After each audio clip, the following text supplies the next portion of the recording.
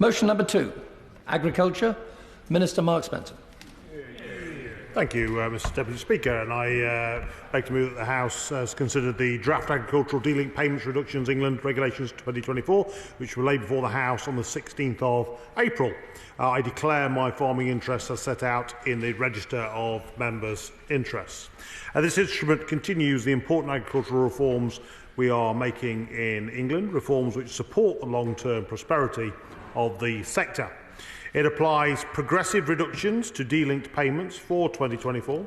Delinked payments were introduced on the 1st of January 2024 in place of payments to farmers under the Basic Payment Scheme in England. The reductions in this instrument were first announced in our Agricultural Transition Plan in November 2020. They continue the progress of gradually phasing out untargeted subsidy payments over our 7-year agricultural transition period in England, and we are now in the 4th year of that 7-year transition.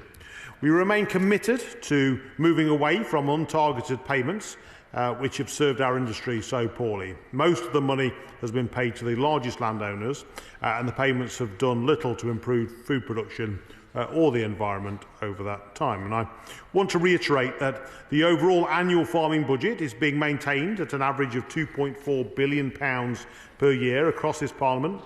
Money that is no longer being spent on untargeted subsidy payments is not lost to farmers. Instead, it is funding the Sustainable Farming Incentive and other farming support.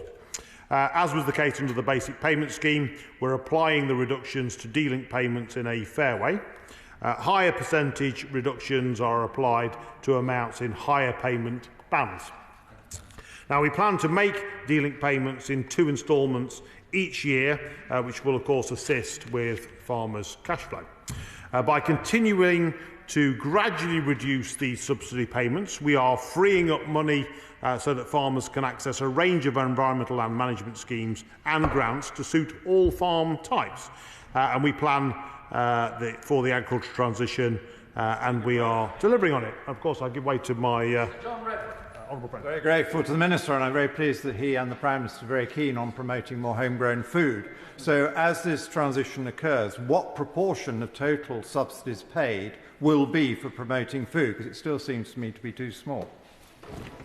With my Honourable Friend's intervention, of course, he will understand that the Basic Payment Scheme actually didn't motivate food production at all. It wasn't linked to food production. And what we're doing as we move to this new regime is we're actually are promoting better productivity through grants for better equipment. We're investing in new technology. We're also pushing alongside that, of course, to improve gene editing and gene technology to try and make agriculture more sustainable but also more productive at the same time. So as we go through this transition, we can certainly look to increase the productivity of our agricultural sector, which we're very keen to do.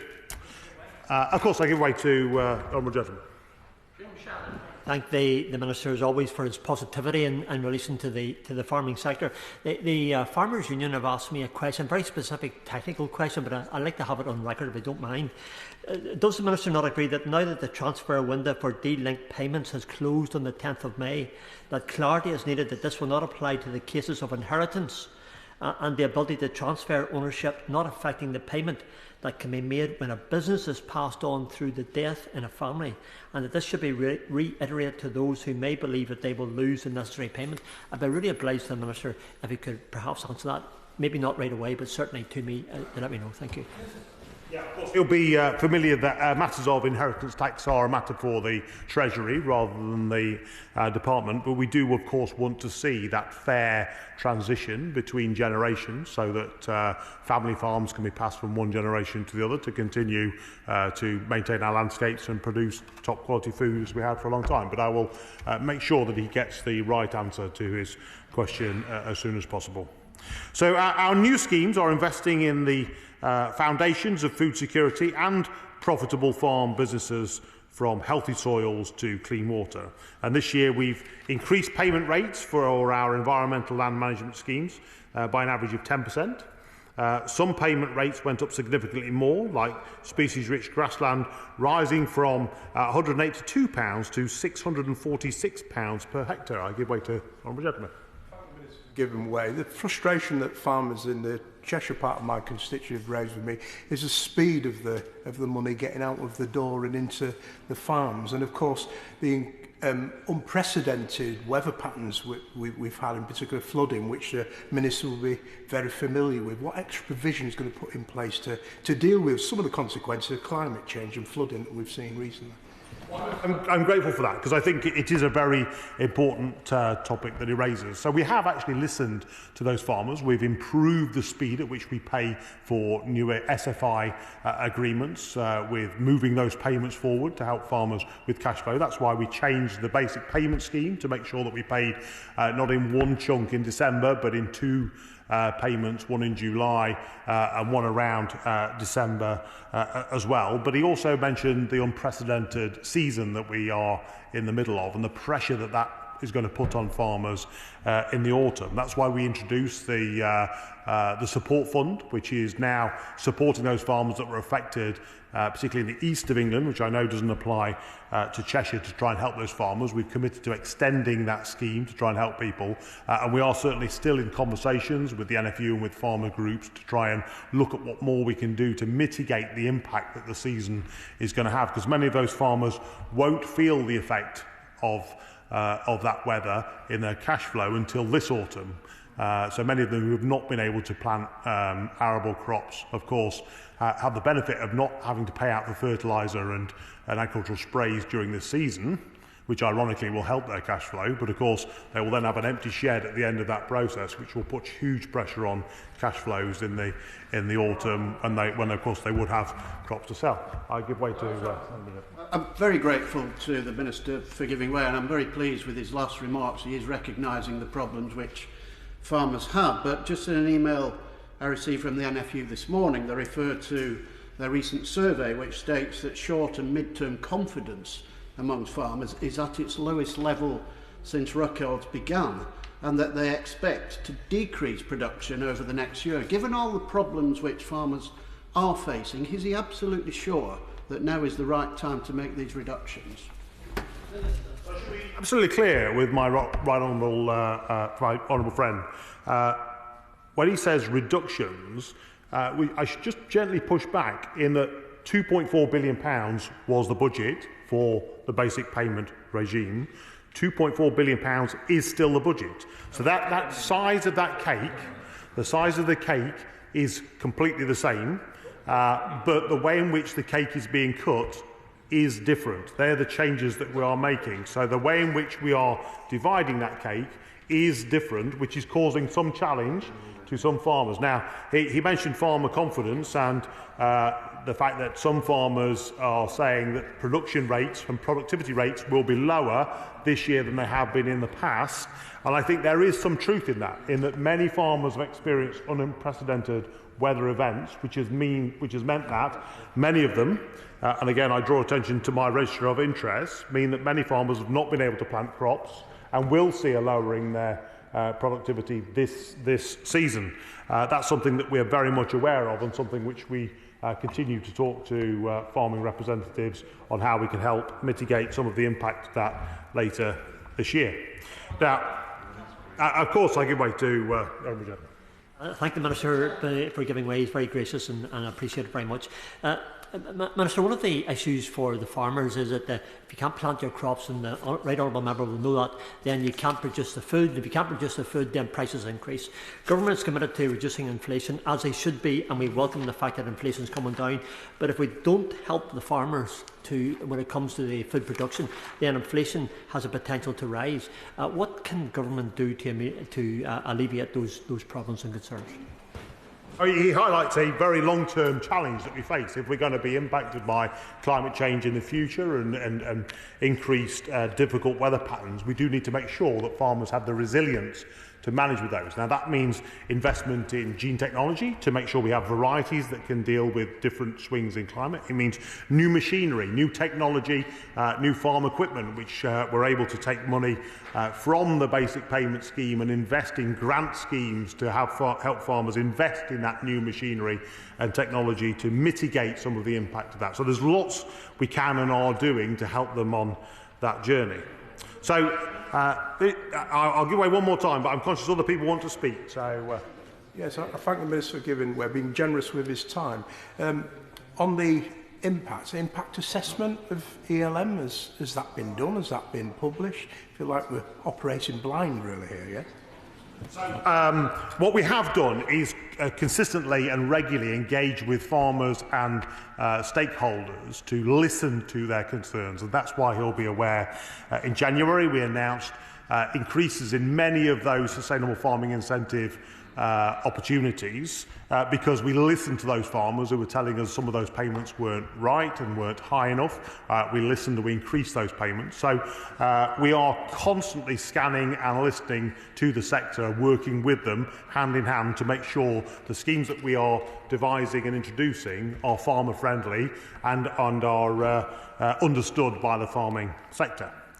And as I was saying, this year we have increased payment rates in our environmental land management schemes by an average of 10%. Some payments went up significantly more. We've also doubled the management payment for the Sustainable Farming Incentive, which is now worth £2,000 for the first year of an agreement, and that will help and encourage even more smaller farms to join the scheme on top of the many who have already done so. So from the summer, we'll launch up to 50 new actions, which will allow farmers to access the scheme funding for things like precision farming, agroforestry for the first time. The new actions give even more choice to farmers about what they can do, especially those on moorlands and grasslands. Nearly half of all farmers are now in one of our schemes. So far, there's been almost 22,000 applications to the Sustainable Farming Incentive under our 2023 offer, and there are now over 35,000 live countryside stewardship agreements in place. So farmers taking part in the Sustainable Farming Incentives are typically more than thinking about making up their lost basic payments. The value per hectare of applications to date is £148. This, alongside Delinked payments for small farms this year, are equivalent to £117 per hectare, add up to more than the value of the basic payment scheme per hectare before we started our reforms. So that's £233 a hectare under the old basic payment scheme versus a total of £263 under Delinked payments and the SFI incentive. And smaller farms potentially have access to more income than before. Under the basic payment scheme, half of the money went to the 10% of largest farms. Under SFI, payments are based on the actions that farmers take rather than simply the amount of land that they have. And there are many credible ways in which SFI agreements can produce more income than the basic payment scheme to a typical farm. The Sustainable Farming Incentive can also help deliver reduction in costs and waste on farms to make them more resilient and improve food production. For example, by paying farmers to plant companion crops to help manage pests and nutrients, to assess and improve the health of farmers' soil, and growing cover crops to protect the soil between the main crops. This year we'll be making it even easier for farmers to access the funding by allowing them to apply for actions previously in countryside stewardship, particularly mid-tier, and the Sustainable Farming Incentive through one application process. Now, this is part of our commitment to make it easier, or as easy as possible, for those who want to apply. We've also announced the largest ever grant offer for the agricultural sector, totalling £427 million. This includes a doubling of the investment in productivity and innovation in farming to £220 million this year. This provides support for farmers to invest in automation and robotics, as well as solar installations to build on farm energy security. It also includes £116 million for slurry infrastructure grants and £91 million for grants to improve the health and welfare of our farmed animals. I can wait a moment. And I do thank the Minister for giving way and for clarifying the details of today's announcement. But with regards to the slurry grants, I wonder if he would be able to clarify that farmers in my constituency are feeding back they're delighted to be able to apply for that grant, but that the works then imposed by Natural England alongside the slurry grant are meaning that actually it's not viable for them to continue with their herds. Of course, we continue to engage with both Natural England and the Environment Agency, who obviously have an interest in making sure that we get slurry infrastructure in the right place. If she's got specific examples of where that system is not working, I'd be delighted to take that case, those cases up for her, because we do want to see investment in the South West and in other constituencies to make sure that we manage on-farm nutrients, on-farm slurries in the best environmental way, but that not only benefits the environment and those farms, but also it helps with the farm business in that you are managing your own nutrients and not having to spend money on costly artificial fertilisers, where you can replace some of that with organic manures. Now, we're providing a range of other support for farmers and land managers. That includes a third round of our landscape recovery scheme later this year, and the Farming Resilience Fund continues to provide free business support to help farmers plan and adapt their business. So to date, over 20,000 farmers have received that support. And our schemes and grants help support viable businesses, maintain or indeed increase food production and achieve better outcomes for animals, plants and the environment. All of this is only possible because of the instrument that we're debating today. So, Mr. Deputy Speaker, with that, I beg to move. Question is as on the order paper. Steve Reid. Thank you very much, Mr. Deputy Speaker. I'm grateful to have the chance to discuss the motion before us today. Elms, of course, was meant to be the centrepiece of this government's farming policy, a new dawn for British agriculture post-Brexit. Approving each annual transition should have been run-of-the-mill, as farmers were eased into a new, better system. Now, Labour agrees that we need a fairer system of payments based on the principle of public support for public goods. That's why we have not opposed the Agriculture Transition Plan and will not oppose this instrument setting out the level of delinked payments. But it's vital we discuss this motion as we look at the context in which it sits for farmers and the wider industry. The truth is, thanks to this government, our farming communities are in crisis. 6,000 agricultural businesses have collapsed since 2017. Farming, tragically, now has the highest suicide rate of any sector in the UK economy. And last week's NFU survey, as we already heard, showed farmers' confidence has hit record lows. Farming is a difficult business and times are hard. The recent flooding has caused real distress, destroying crops and threatening livestock. But farming has been made much harder by a government which does not value nor back our farmers. Under the Conservatives' disastrous withdrawal deal, farmers have faced a mountain of red tape and higher costs at our borders, blocking the export of high-quality British produce. The government's failure to invest in homegrown clean energy has left farmers crippled by skyrocketing energy prices. They've sold farmers' interests down the river with dodgy trade deals, opening the door to low welfare, low standard imports which undercut higher quality British producers, a point made by the previous Secretary of State. Two before one. And even though we know how devastating flooding can be for rural businesses, this Conservative government has left communities unprotected. This is a dereliction of duty by the Secretary of State. That takes us to today's motion.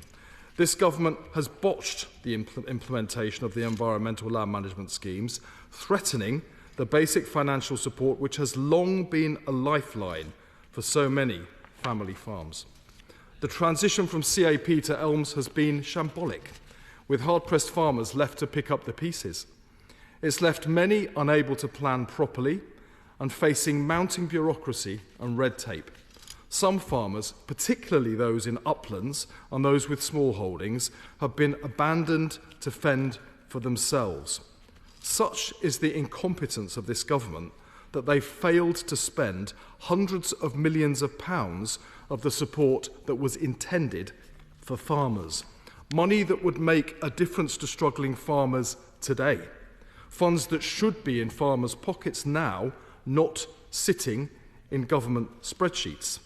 Why is the government not using that money, over £220 million in the underspend, to offer help right now to farmers who have been the most affected by this dreadful flooding during the wettest 18 months since 1836. We heard belated plans for spending this money announced by the Secretary of State with great fanfare in February, yet many months later, and it's still locked away in the government's coffers. Will the Minister agree to publish a plan this week on how he intends to distribute those funds urgently to farmers who desperately need that support right now? The NFU is calling on the government to pause the rollout of ELMS so they can distribute the underspend under the basic payments arrangements. Now, I completely understand and sympathise with their frustration, but it's not in anyone's interest that we should delay ELMS. We should instead be looking to make it work better. And the government should be going much faster to get that underspend out to the farmers who need it so desperately. To make ELMS work better, we need to understand how it's currently operating, yet the government still refuses to publish their impact assessment of the scheme. And I do wonder whether the Secretary of State and the ministers are afraid of the public reaction if they did publish it, because it's failing. It's frankly astonishing that we're being asked to wade through substantial changes today with no data or proper assessment. But since he has that information, can the Minister please explain why he won't publish it? Labour recognises that food security is national security. But unlike the government, we value the critical role our farmers play in the security of this nation. We also value the role farmers play in protecting our great British countryside. This year's wet weather is a further reminder of the importance of tackling climate change for our long-term security. Farmers want to play this vital role, but they need better backing from the government. They need certainty, they need clarity, and they need to be able to plan. The principles behind ELMS make sense, but the way the government has run the scheme has been chaotic, and we can only assume their refusal to publish the impact data is because they don't like what it says. It would be wrong to scrap or delay ELMS, which is why we will not oppose today's motion, but it needs to be made to work far better, and farmers need the underspend today that the Secretary of State promised months ago but still hasn't delivered. The government can't continue to sit by and do nothing as our farmers face crisis. They risk trashing not only our countryside and our food security, but thousands more livelihoods up and down the country. The government needs to get the support they promised out of the door. They need to come clean on ELMS impact data and get the scheme back on track. Farmers and our countryside deserve much better, but they've been sorely let down by this government. Bill Wiggin. Thank you, Mr. Speaker. DEFRA is often a watchword for incompetence, and to approach to blue tongue is no exception to that. We need to be competing with Germany and Holland in the way we approach agriculture.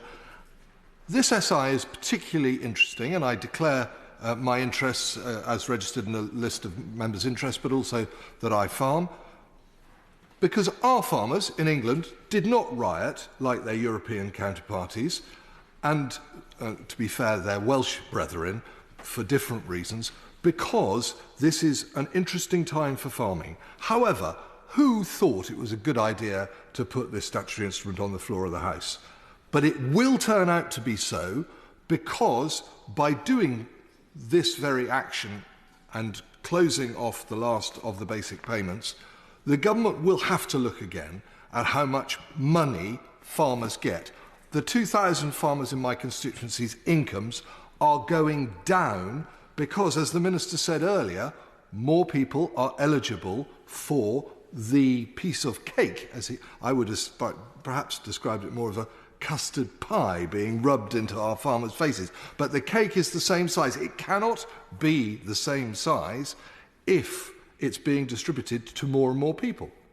The RSPB, the National Trust, and all sorts of other organisations are now getting more of that cake or pie. And at the end of the day, we need to look at the business that farmers are in. If your business doesn't make money, you cannot go on. The Elm scheme doesn't increase payments to farmers, it simply redistributes them.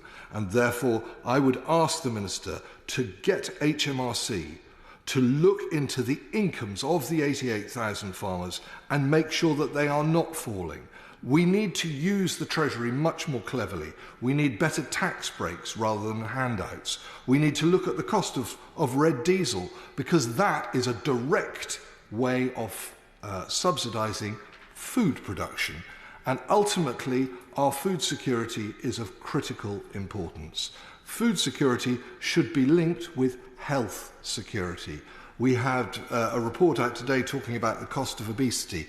The way to stop obesity is to ensure that the food we're eating is of the highest quality, grown, raised and produced in England. And we need more powers for the supermarket regulators. We need to amalgamate National England and the Environment Agency. We need to have risk-based inspections, really properly risk-based inspections, and not the RPA measuring how much hedge you've got. And when I come to hedges, I'm particularly irritated because one of the standards pays generously for hedge laying. Hedge laying is an expensive and difficult skill.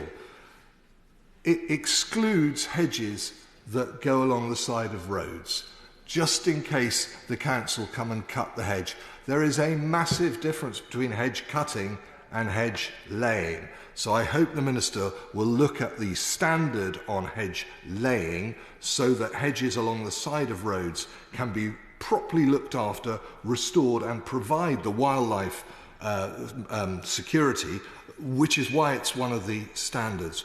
So we need to have a much more joined up approach to what we're doing. We have got a dangerous threat to farming, and that will be, if the polls are to be believed, from an anti-farming government.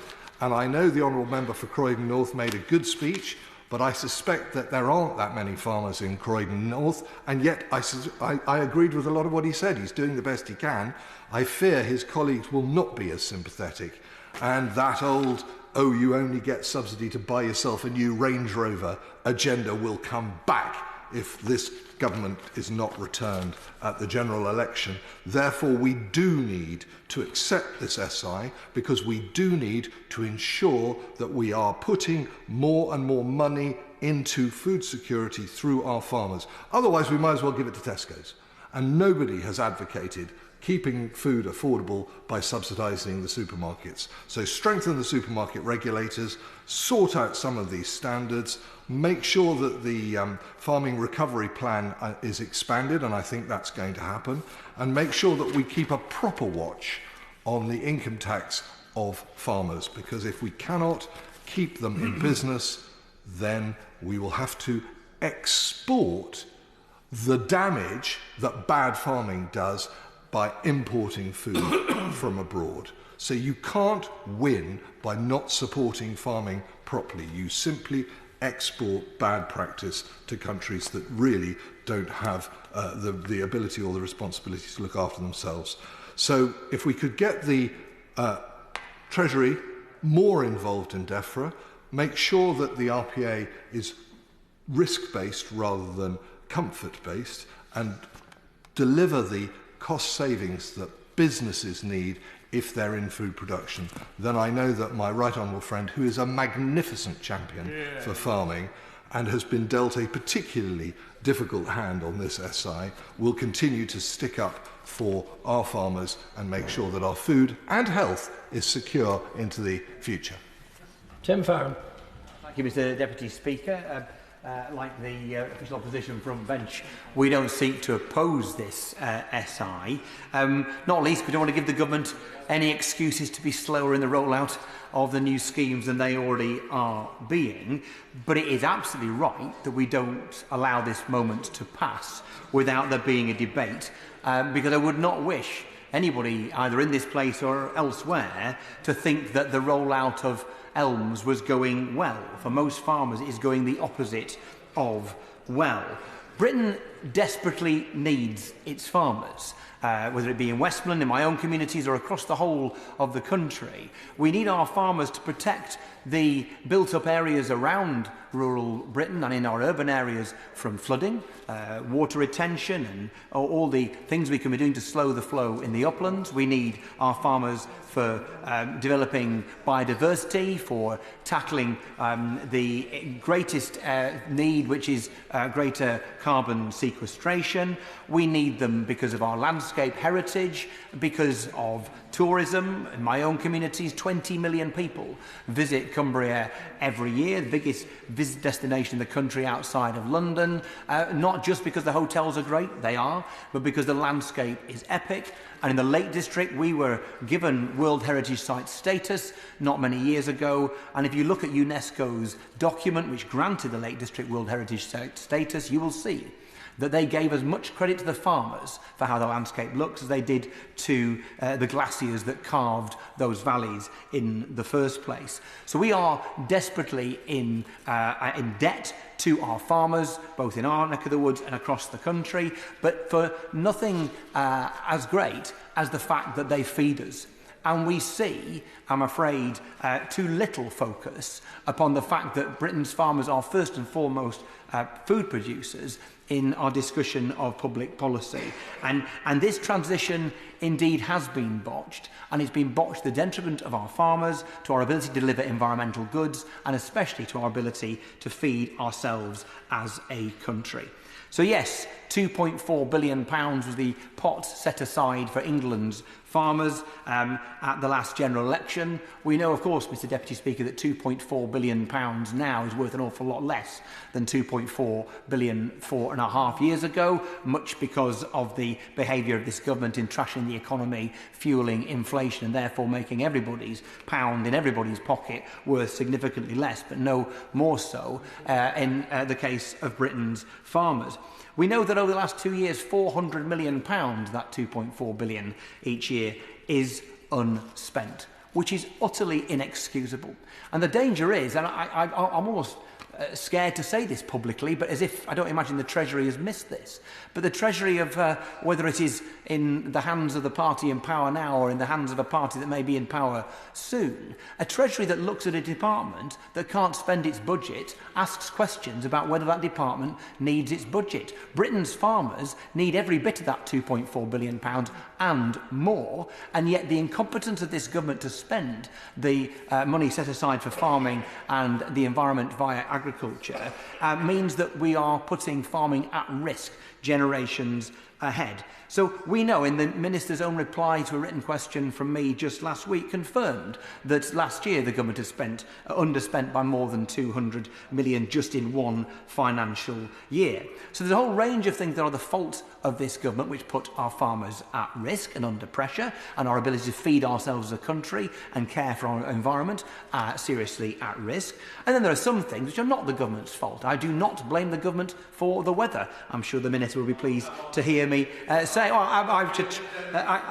honourable gentleman says I'm not trying hard enough. I shall find a way of blaming the weather upon the Conservative Party, maybe. But no, I don't blame the government for the weather. But we need to accept, don't we, the consequences of the unusually wet weather of the last few months on farming now and in every part of the country, including those parts of the country where the weather wasn't so awful, because the reality is it has an impact upon our ability to sow crops. We've seen crops rotting in the fields, unable to be reaped. The impact on on arable farming is obvious, but the impact on livestock farming is also huge as well. The availability of straw, the affordability of straw and other forms of animal feed later in the year and next year is particularly precarious. And we have already talked about inflation, the cost of living for farmers and the margins that are massively under pressure. But we're in a situation where feed prices go through the roof over the next year or so because of this weather. Then we are putting our farmers in a really serious problem. And for livestock farmers also, let's not forget that we have seen a massive impact on our own crop. and by which I mean the awful tragedy that in my own constituency, the average rate of lamb mortality at 2%, which is always utterly tragic and heartbreaking for farmers and their families, that's up to 15% this year because of the weather. And we can imagine what that's like for farmers and for their families as they deal with that mortality, but then also what that does to their businesses going forward. So as alongside our compassion for farmers struggling through these terrible circumstances, we need to be aware of what this is doing to the cash flow of our farms. And so we hear the government saying, OK, right, there's been an underspend of 400 million over the last couple of years. We'll get it out the door by grant support. Well, grants can be very useful. I mean, I will say that within the lakes and the dales in Cumbria, farming in protected landscapes, FIPL, as we refer to it, has been a very positive thing. And some grants have done a lot of good for the farming sector. But let's not forget that for most grants, this additional money would only be available after the election anyway. It won't help people in the here and now. And we're expecting most of these grants to be delivered to farmers who are able to co-fund the project. Well, if you've got no money, what are you co-funding it with?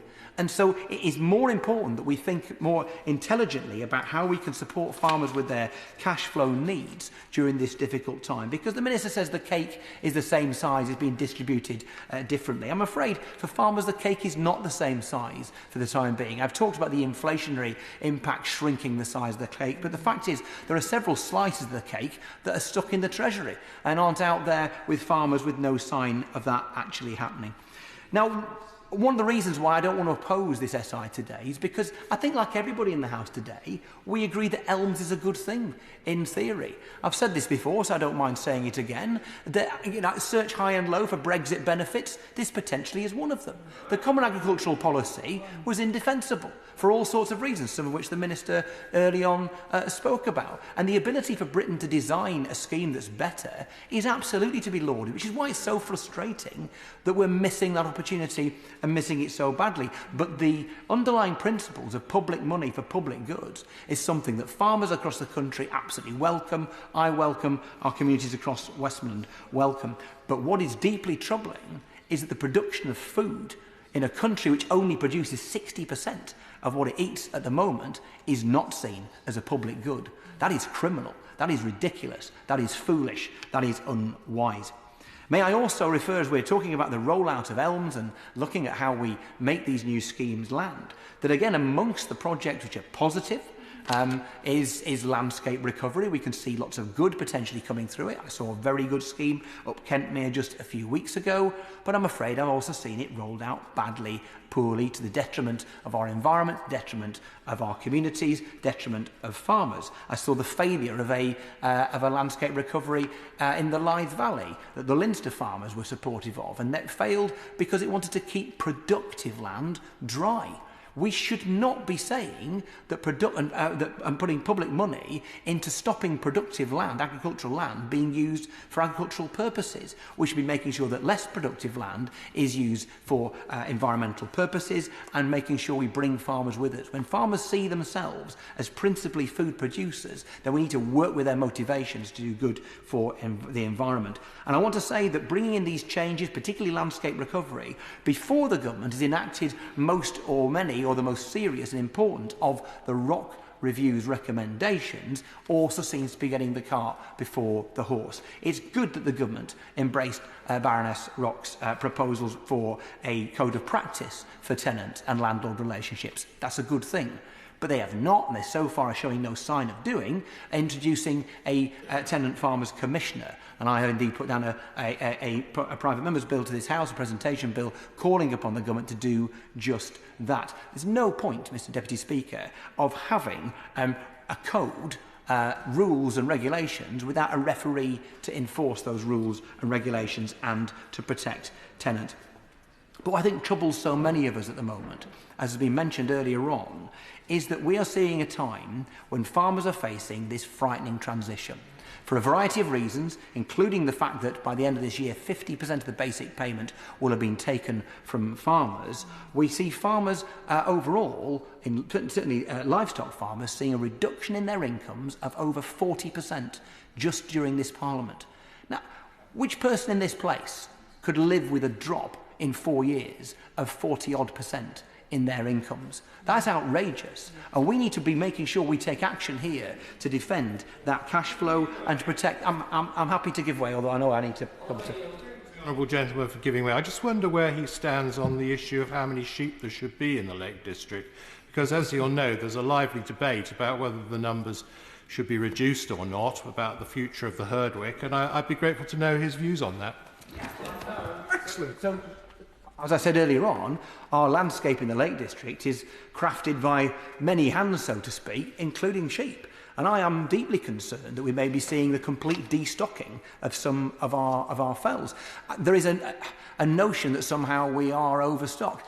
We were at foot and mouth, probably. That is more than a generation ago.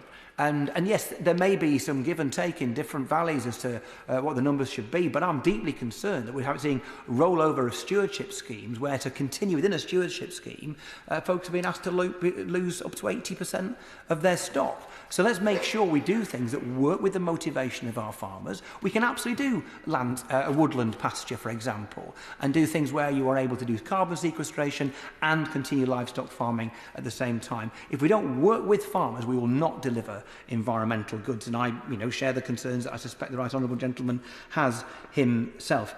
So look, let's look again at what is being discussed today and some of the proposals that have been brought in from other places. The right honourable gentleman, the spokesperson for the opposition, talked about the NFU's proposal. I think he's been slightly misunderstood. The NFU are saying that one way to deal with this issue and to get cash into farmers' pockets is to pause the cancellation of the basic payment system for the next year or two. That is not pausing the rollout of ELMS. I want the government to speed up the rollout of ELMS. I want more people in stewardship schemes, more people in landscape recovery. I want more people to be in SFI. The fact that 100% of farmers in my community are losing their basic payments, but only 1 in 7 of them is in an SFI scheme, tells you all you need to know about why farm incomes are plummeting.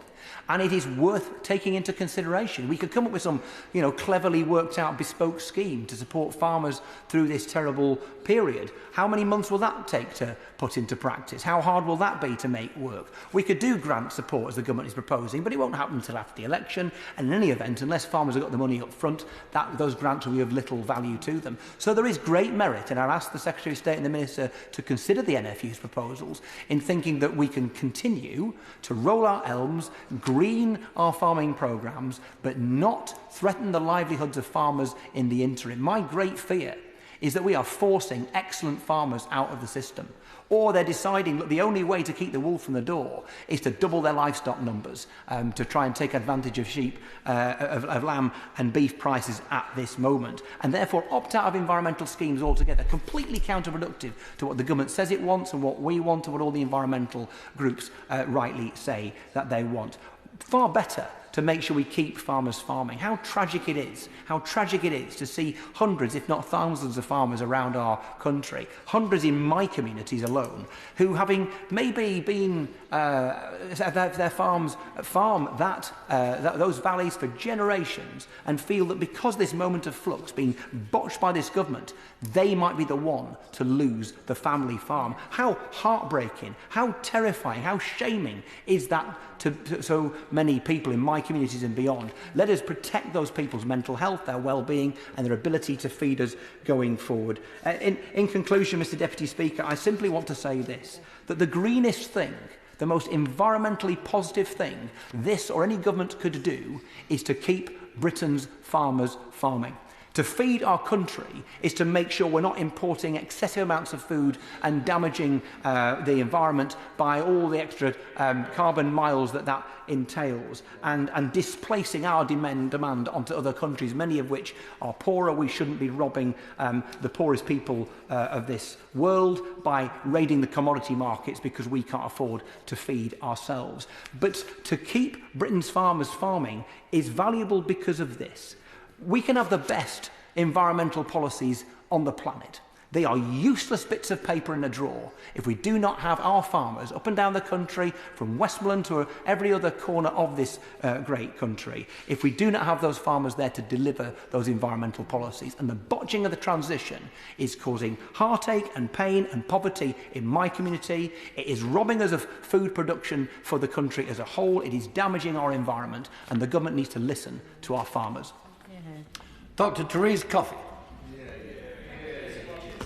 To speak in this debate. I'm very conscious that the transition's been uncomfortable. And that is why I think it's always been the voice of this government, of Conservative members of Parliament, to continue to prioritise that the primary purpose of farmers is to put food on our plates. Yeah. But I am fully aware also that one of the elements of SFI in particular is to help farms farm sustainably and to be sustainable.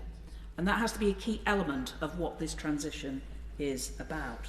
And that's why I welcome that there are going to be 50 actions this year. The sooner the better, as far as I'm concerned, because I am somewhat uncomfortable at the time it is taking for farmers who are losing guaranteed income, which may be used in a variety of ways, often, frankly, to pay rent, and in the past, sometimes as a consequence, in effect, subsidising the rent going to other landowners rather than the tenant farmers themselves. So I do see the benefits of what we're doing here, but I do think it's important that the department, that the Rural Payments Agency really do make every effort to try and make it as straightforward as possible for farmers to make that transition. Now, the reason I say that is I'm very conscious that with only 6 options that were available last year, it was an increase on what would have been originally planned in DEFRA, but to improve that and to take up even now this greater scheme and the premium of working together with other farmers in order to get the best value possible for the environmental outcomes and in that collaboration. I do think it's vital that the department looks at the analysis right around the country on what is happening. And I don't think it was ever expected that every single farmer who received BPS would make that transition. They may have decided not to do that, recognising some of the extra demands. But I think also I'd be grateful if my right honourable friends would continue to look further at some of the add-on decisions that are being made as a consequence of people joining the SFI. And the reason I say that is a combination of factors recently undertaken by Natural England, thinking of destocking, which led to the Dartmoor review, and I think there was an excellent outcome, and I really appreciate the work that the government is doing, not only to look at Dartmoor in that regard, but also around the country, because I know that my right honourable friends on the front bench know that they cannot make this happen, this transition happen, without farmers and landowners, nor would they want to. Nobody should be thinking that this government is trying to get farmers to stop farming, far from it. But we do want to make sure that the impact is positive in both ways. So in terms of thinking through some of the changes that are coming ahead, and I note very clearly, and I hope this will be on their election leaflets, that the Liberal Democrats are not voting against this today. So that means, in effect, they'll be supporting the change. That we need to make sure that the options that are coming through come through quickly. And it would have always been the sense that as the money transitions down and we get a bit of a lever going from one end to the other, that there would be a variation of how much money per year would be spent. Because I do believe that more farmers will be taking up the options, and that will actually lead to an increase of the average spending in years to come. But coming back to the analysis, I still think it's vital that that is undertaken. And the reason I say that, I have 305 people receiving receiving BPS in Suffolk Coastal. And as of last month, 94 had applied for SFI this year and just 75 have been accepted. Now, that's only about a quarter of the farmers who were receiving BPS are now going to be getting payments this year. I don't know if they're going to get more money than they'd had in the past, but that does mean 3/4 are not. And I guess what concerns me is that I do believe actually farmers in my constituency are some of the most environmentally minded of all the farmers in the country. And so I am keen for that sort of level of depth of analysis to be undertaken to understand why is it that 3/4 of the farmers receiving BPS today are not applying for SFI now. Now, I cannot find that out myself. The RPA refuses to tell me which farmers receive BPS today. Just plain blank refuse. And I'm not interested in this in terms of a campaigning. I'm genuinely interested in trying to understand farm by farm, what is it that I can do as a former Secretary of State, as a Member of Parliament for that constituency, to put forward their case and their understanding. Whereas I'm very conscious that the NFU nationally has to put across a broader range of issues. And indeed, I appreciate it's made an intervention regarding the statutory instrument for only a part of a small number of the recipients. But I understand that we need to keep this journey going in that regard. But I think it needs to be done with as much analysis and understanding as possible. Now, in terms of one of the things that has changed, and I'm pleased that my right honourable friend, the Secretary of State, has continued to make sure that we try and get this right, and I look forward to further announcements this month.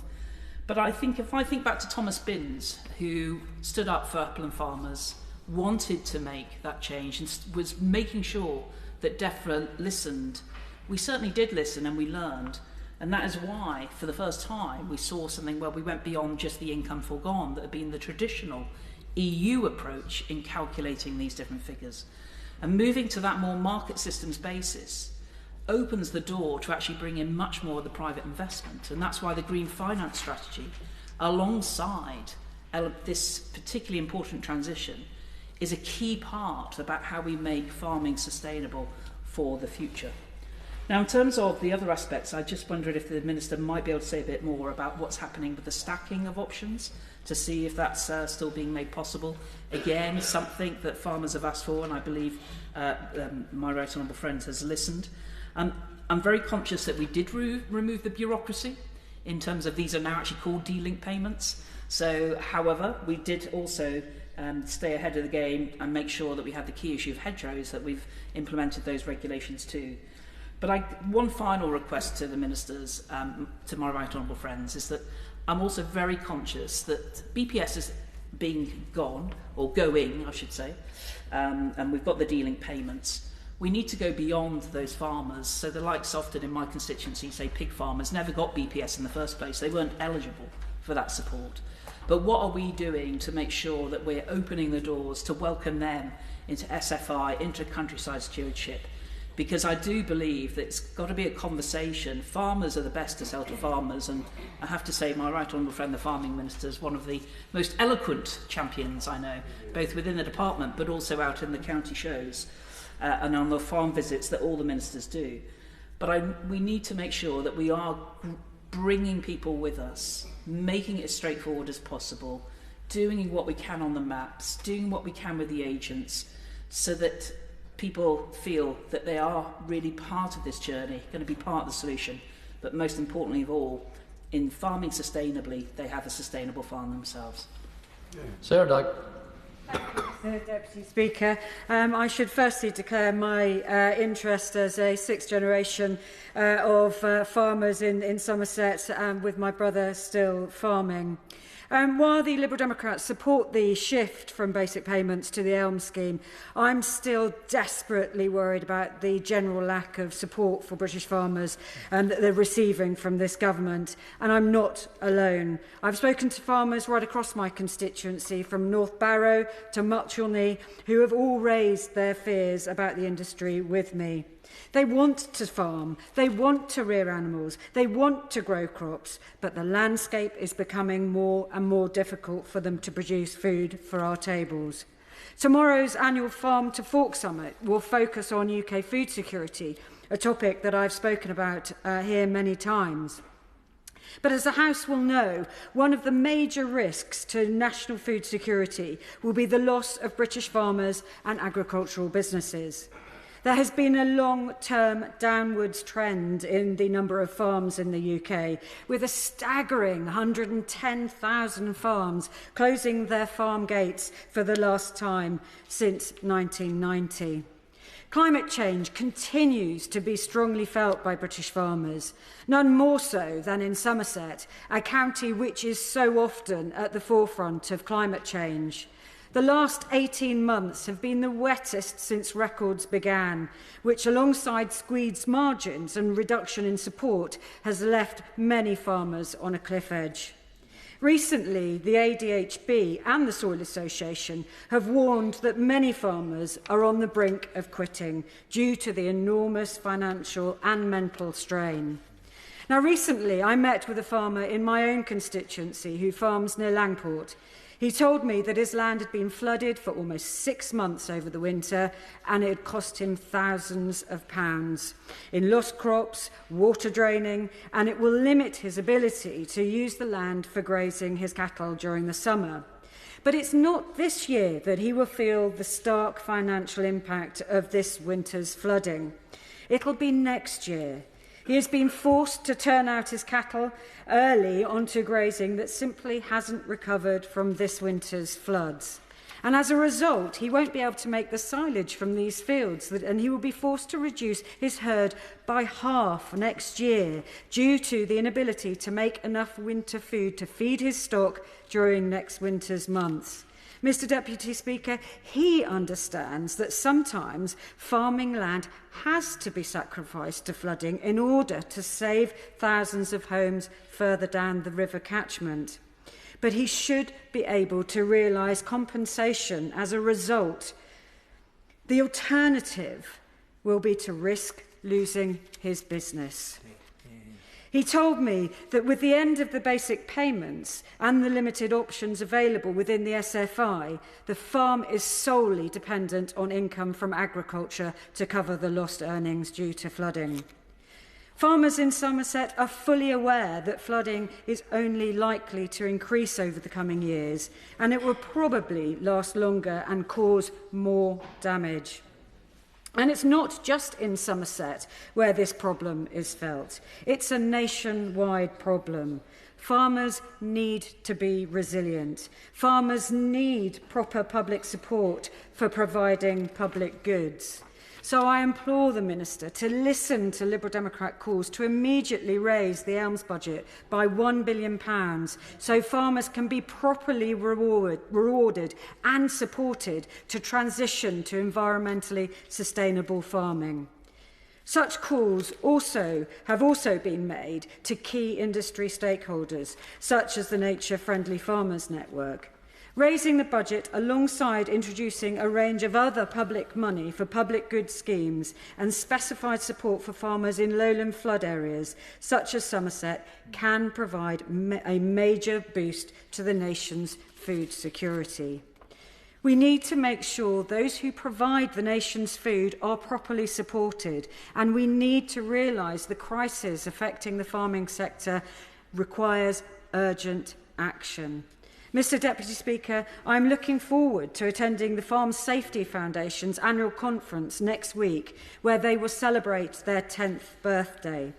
This conference will focus on mental health well-being within the sector and building resilience for the future of farming. The biggest causes of mental strain in farming are the spiralling cost, environmental pressure and uncertainty over the future following Brexit. Up to 94% of UK farmers under 40 say that mental health is one of the biggest hidden problems they face day to day. So it's this reason the Liberal Democrats want to provide funding for the Agricultural Development and Advisory Service to assist farmers with transitions, creating greater certainty and assurance for our farmers. Now, this is something that this government has been unwilling to provide thus far. And as my honourable friend, the member for Westmorland and Lonsdale, has mentioned earlier, DEFRA has had £170 million underspend on the Farming and Countryside programme last year. Farming businesses operate on a multi-year planning cycle, so have a desire for predictability and a steady cash flow. Without this, many farmers are left without the security that they need.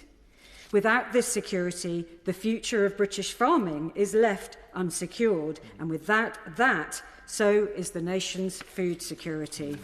So, Mr. Deputy Speaker, In this continued transition period, I urge the government to increase support for our farmers and provide them with the financial predictability they need to invest in their businesses and continue to produce food for our tables whilst protecting our precious environment. Hear, hear, hear, hear. George Eustice. Thank you, Mr Deputy Speaker, and I also draw attention to my register of interests in that I'm a trustee of shares in Travaskis Farm, our family business. And I also disagree with my honourable friend, the member for North Herefordshire, who questioned the wisdom of bringing this particular statutory instrument to the floor of the House.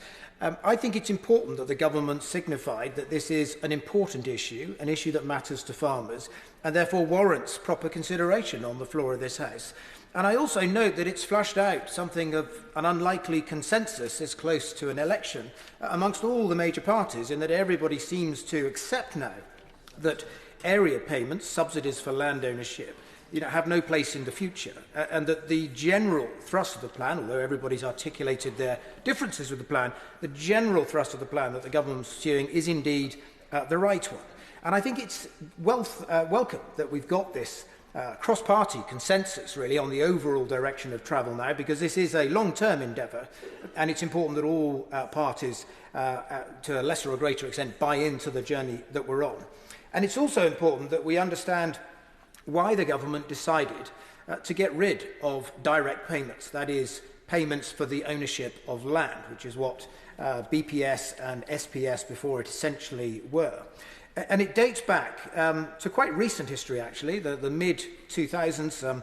Around 2005, there was the negotiations on reform of the Common Agricultural Policy at the time, and as part of the so-called Fischler reforms, there was a lot of talk about decoupling farm subsidies from production. And economists right across the European Union, within the EU, here in our own Treasury, were very obsessed that we needed to get rid of what they called production subsidies that they regarded as being market distorted. But they only ever intended the payments for the ownership of land to be temporary. Indeed, when this was discussed by the European Union in the early 2000s, it was mooted that the direct payments, the area payments, would essentially be phased out by about 2020. Now, what they really did, of course, by introducing direct payments was to replace one subsidy for production, which was market distorting, with another subsidy which was equally distorting, because there's actually quite a lot of evidence that within the first 2 to 3 years of the direct payments being introduced for the ownership of land, or the tenure of land, about half of the entire BPS budget disappeared in inflated land rents. It meant that those who owned land were able to charge higher rents to those who needed to rent land in order to farm. And that is a classic example of what happens when you introduce a market distorting subsidy, which is what the BPS payment was.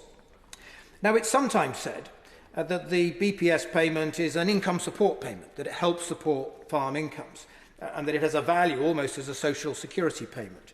But I think that's an absolute nonsense, and I did look at this carefully during my time in DEFRA.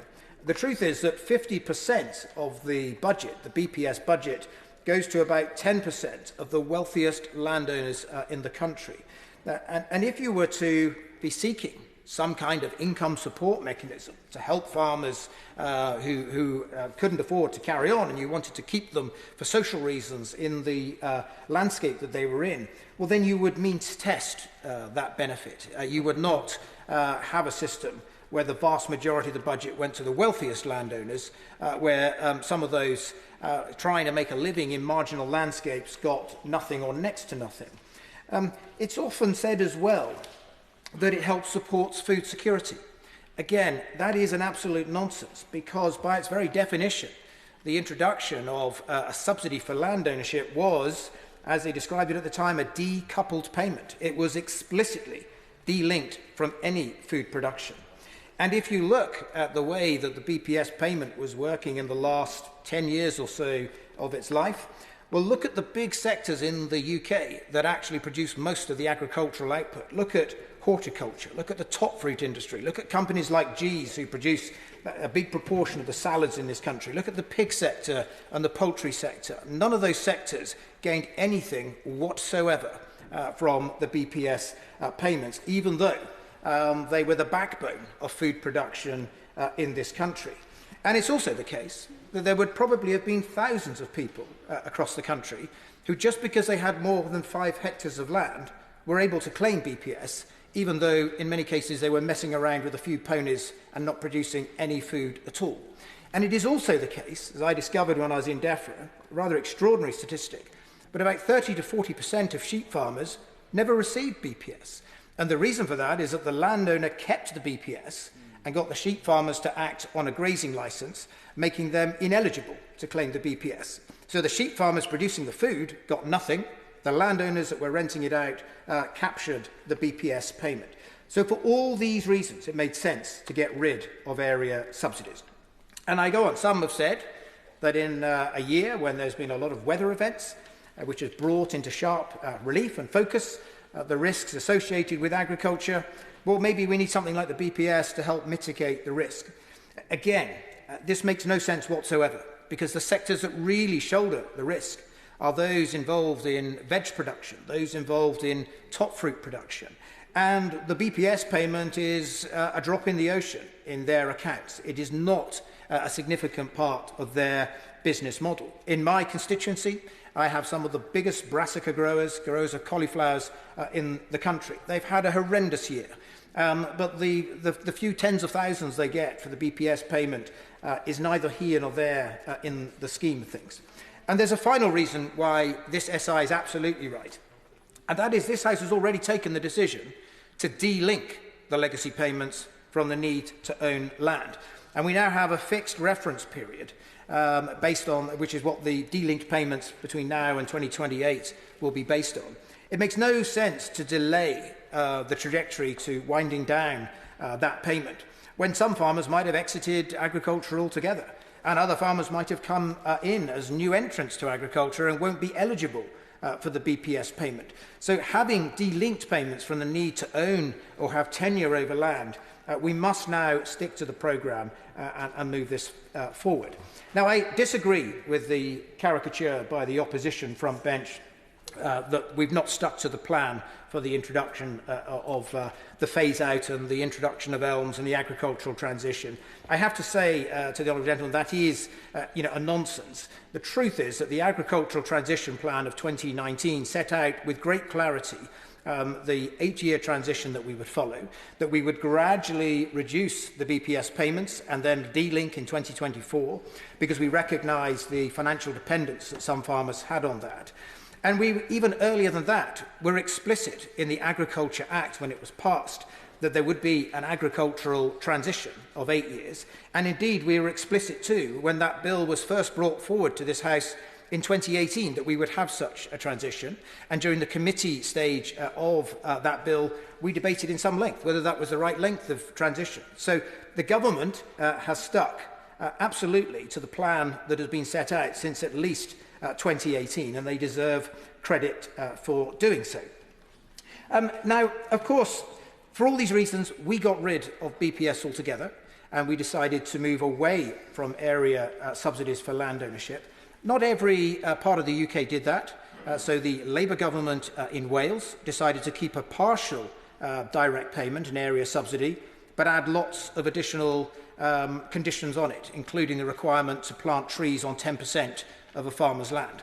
That has led to protests in Wales because it is a deeply unhelpful policy and counter to the interests of Welsh farmers. We should be giving farmers a choice about how much they do on the environment, not dictating to them that they must, and then giving them just a partial slice of the BPS payment they used to have. For the same sorts of reasons, the European Union has also had huge difficulties and huge protests, and that is because, again, they've tried to retain a subsidy for the ownership of land that makes no sense, but to try and justify it to public opinion, they've then loaded even more conditions onto it, bringing all sorts of contradictions to the fore. So I believe that we were absolutely right as a government to take a different approach. We should stop talking about this as being subsidies. There are no longer in the future any subsidies to farmers. The government has statutory targets under the Environment Act, notably for the delivery of species abundance. And the government is a market player. It is paying farmers and paying landowners for the delivery of ecosystem services.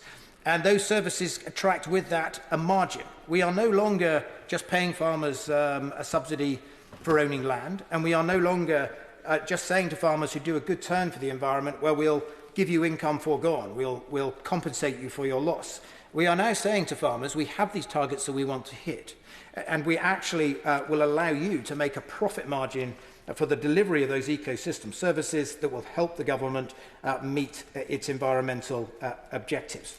Now, the Honourable Member for Westmorland and Lonsdale made reference to a 40% reduction in incomes. He's, of course, talking about reduction in the BPS payment, and there's a difference between farm income and BPS payment. I will come on to that, and the Honourable Member, my Honourable friend, the Member for North Herefordshire, invited the Minister to ask HMRC to collect data on farm incomes. The Farming Minister and the Secretary of State will know that DEFRA already does that, and the Farm Business Survey run by DEFRA is a very long-running survey. And it does show unequivocally that since 2016, when we had a devaluation of sterling against the euro, farm incomes were boosted considerably. And it shows that, in particular, dairy farmers have seen sharp increases in profitability between 2016 up to 2023. The same is true of arable farms. To a lesser extent, the same is true of some beef sectors, although in less favourable areas, suckler beef production has remained quite marginal. And there are sectors like potatoes that have not done so well. But overall, farm business income has seen a very sustained boost. Now, none of this takes away from the fact that this year is an appalling year. Farmers will lose money. They've suffered dreadful weather and dreadful crop losses, and I completely understand that and acknowledge that. But we must see this as we contemplate future policy in the context of overall farm profitability over the last 8 years since that referendum result. And the truth is that overall farm incomes have been stronger than they were previously. So, Madam Deputy Speaker, I welcome the fact that the Government has brought forward this statutory instrument. I know for many farmers it's not popular, obviously, to reduce the BPS payment, but as a point of coherent policy, it is absolutely the right thing to do, and ministers deserve credit for sticking to this programme. Minister Mark Spencer. Thank you, Mr Deputy Speaker. With the leave of the House, I could respond. I'd like to thank honourable members who have contributed to today's debate. I'd also like to thank the Secretary of State for being in his place to demonstrate his support. And as one Secretary of State turns up, two former Secretary of States turn up in the chamber as well to offer their support. I just pay tribute to both of those former Secretary of State for their measured contributions to today's debate. And as we've said, it is vital that we continue to gradually move away from untargeted subsidies as planned. These payments have inhibited productivity improvements and are fundamentally unjust. Our farmers deserve better. Applying reductions to delinked payments means that we can fund our other farming schemes. Our new schemes are designed to support farmers to be profitable and resilient whilst delivering improved environmental outcomes and supporting sustainable food production. Now, in January, we announced the biggest upgrade to our farming schemes since leaving the EU. We'll be adding up to 50 new actions that farmers can be paid for on their farm, and now that means that there'll be more choice than ever for our farmers, and our increased payment rates ensure that farmers will be paid fairly, rewarded fairly under our environmental land management schemes. There is a wide range of schemes, grants and advice that farmers can access right now, and I encourage farmers to take advantage of these offers, which will support their business both in their profitability and their environmental footprint. Now, for example, our new schemes are providing support to farmers to help them reduce costly artificial inputs and increase their productivity. Food production is and always will be the primary purpose of farming, but delinked payments are not about food production. Instead, we are investing in our new schemes which support farmers to produce food sustainably alongside improving the environment. The vast majority of land is in the sustainable farming incentive, that is in the sustainable farming incentive continues to produce food. The government takes food security very seriously. Of course, I give way to my friend. Very grateful to my honourable friend. I apologise to the House for not being present at the opening stages of this debate. I was in the PAC. I also declare my interest as a working farmers. But would my honourable friend not agree that there is a danger in this system that if farmers' incomes get squeezed, it is the infrastructure that is likely to suffer? And will he make sure that in the New Elms scheme there are sufficient incentives for farmers to invest in infrastructure, in cattle barns, in grain stores, in drainage? These sorts of things are likely to suffer, and therefore productivity in the future could also suffer.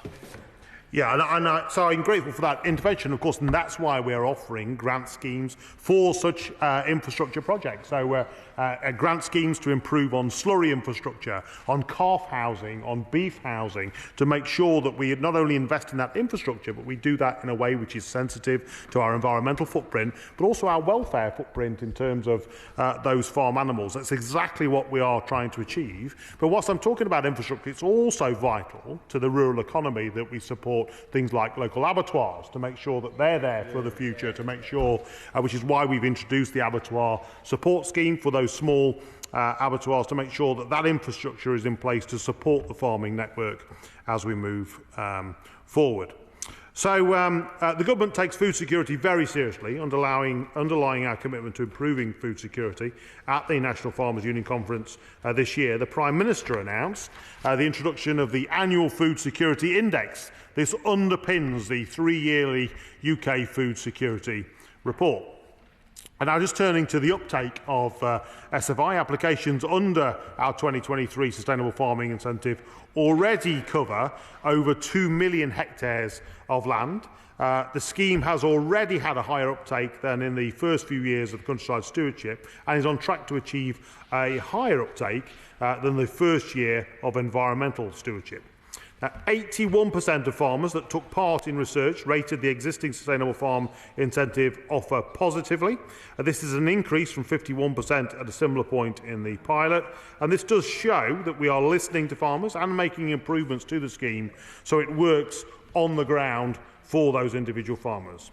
And we're making even more improvements in our 2024 offer, of course. Now, just turning to some of the comments, and I think it is worth noting that there is consensus in the House that this is the right thing to do. There was some criticism, of course, some political points made by the opposition, which, of course, is entirely their right. But this Conservative government is backing our farmers, improving food security and protecting the environment. And if we just take a moment to look at what is happening in Wales, the Leader of the Opposition was clear. He said that the Welsh Labour government is a blueprint for what they would do in the UK if they got into power. And if Welsh Labour's approach was applied to England, an estimated 20,000 farms would be forced out of business. That would be a complete catastrophe for the rural economy and for farming within England, and would detrimentally affect food security in the UK. Now, in Wales, Labour politicians have suggested that farmers hit by TB should simply go out of business. In this side of the House, we will never turn our back on those farmers that face those challenges. We will always be there to support them and make sure that we back them, and we will simply take us back to square one if we follow their blueprint. Madam Deputy Speaker, this instrument is essential so that we can fund our schemes which support farmers to be resilient and sustainable over the long term, and I commend them to the House. Thank you. The question is, as on the order papers, there's that opinion, say aye. Aye. Of the contrary, no. The ayes have it. The ayes